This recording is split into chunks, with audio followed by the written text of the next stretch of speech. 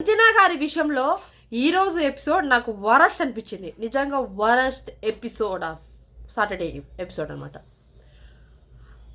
ఇప్పుడు ముంచే వాళ్ళు ఎవరు, మిమ్మల్ని పైకి తెచ్చే వాళ్ళు ఎవరంటే ఒక్కొక్కరు ఒక్కొక్క పేరు చెప్పారు. చాలామంది 5 కలిసి సంజన గారు ముంచేస్తున్నారు. ఏ విధంగా ముంచేస్తారు నాకు తెలియక అడుగుతాను. అది ఏ విధంగా ముంచేస్తారో అందరూ. సుమన్ శెట్టి గారు అయితే తన వల్ల నాకు ఎలాంటి హెల్ప్ జరగదు, అండ్ నిఖిల్ అయితే తన వల్ల నాకు ఒకసారి ఇదైపోయింది అందుకని నన్ను ముంచేస్తారు.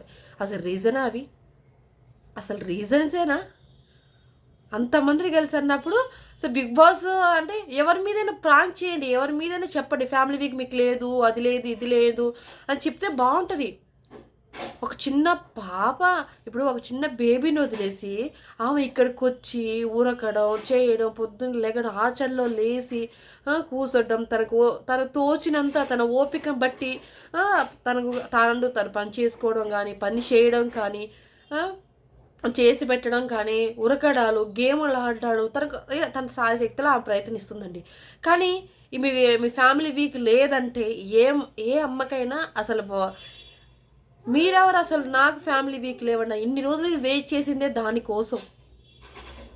నాకు ఈ షో మీద అభిమానం ఉంది, కానీ నా పిల్లలు నాకు ముఖ్యం, నేను వెళ్ళిపోతే ఇక్కడి నుంచి అన్నది. ఎవరైనా ఒక అమ్మని ఏడిపించడానికి అసలు ఎలా థాట్స్ వస్తాయి? సరే మీరు ఇలా చెప్పి పంపిస్తారంటే ఇమాలేనో లేకపోతే బర్నీ గారో లేకపోతే ఇంకెవరో దివ్యానో ఎవరెవరైనా ఫ్రాంకులు చేస్తే బాగుంటుంది. చిన్న బిడ్డను వదిలేసింది ఆమె మీద ప్రాంకులు చేయండి, వరస్ట్ బిహేవియర్. కాకపోతే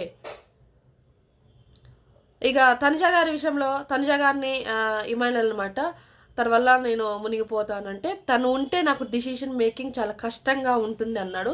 ఓకే, తన డిసిషన్ మేకింగ్ పరంగానే అన్నాడు.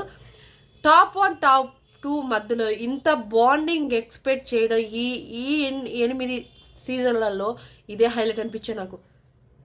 నేను ఏ తప్పు చేసినా సరే దానికి కరెక్ట్ డిసిషన్ తీసుకోమని చెప్పేది నాకు తనుజ గారు. అసలు ఏం మాట్లాడాడు ఆ అబ్బాయి అంటే, తను ఏదో చెయ్యాలనుకుని అటెన్షన్తో లేకపోతే కావాలని చెయ్యాలనేది లేదు. తను ఎలా ఉంటాడో జెన్యున్గా అలానే ఉన్నాడు.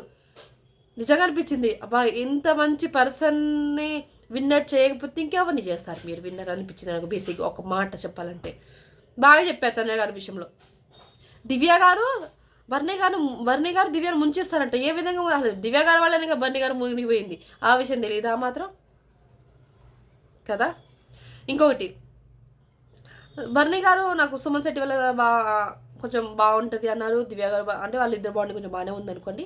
ఇదనమాట ముచ్చట. ఇప్పుడు దివ్యకి బర్నీ గారికి మధ్య కొంచెం చుట్టుబుట్టులు ఆడుతున్నాయి కాబట్టి వాళ్ళు అలా అన్నారు. కాబట్టి నామినేషన్ వేసింది అది ఓకే అదనమాట. ఇది ఇవాళ ప్రోమో. 3 ప్రోమోలు కలిపి చేయలేదు, బట్ 3 ప్రోమోలు లేదు. ఈ ప్రోమో చూస్తే నాకు మస్తు బాధ అనిపించింది. ఇప్పుడు ఒక 3 గంటల స్కూల్కి పోయి వస్తేనే చిన్నపిల్లలు బాధపడతాం, అరే ఎప్పుడు వస్తారు, టైం ఎప్పుడైతే ఏం చేస్తుండేమో అని. ఫోన్ కాంటాక్ట్ లేకుండా ఏదీ లేకుండా ఇన్ని రోజులు ఒక చిన్న పాపను వదిలేసి ఆ టైం ఎలా ఉంటుందో ప్రతి ఒక్కరికి తెలుసు.